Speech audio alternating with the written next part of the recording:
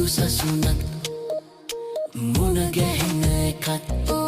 සසුනට හිත බැඳෙන එකත් සිරි සදහම් ඇහෙන එකත් පැහැදුණු හිත රැකෙන එකත් නුවණින් සිහි කරන එකත් සසුනට හිත බැඳෙන එකත් සිරි සදහම් ඇහෙන එකත් පැහැදුණු හිත රැකෙන එකත් නුවණින් සිහි කරන එකත් දුලබයි